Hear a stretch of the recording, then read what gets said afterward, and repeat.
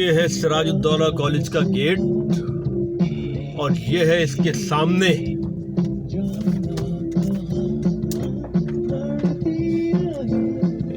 आप ये देख सकते हैं कि क्या बुरी सूरत हाल है। ये सिर्फ एक आदमी की ढिठाई है और कुछ नहीं, जिससे इस मामले को ज़ातियात पे लिया हुआ है।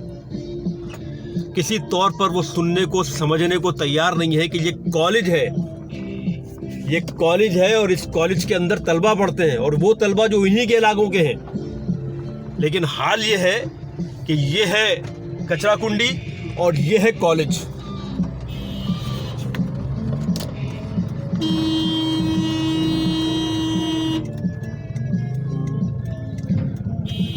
सिर्फ ये बता दें कि किस तरीके से इन मामलात को रिजॉल्व किया जाए।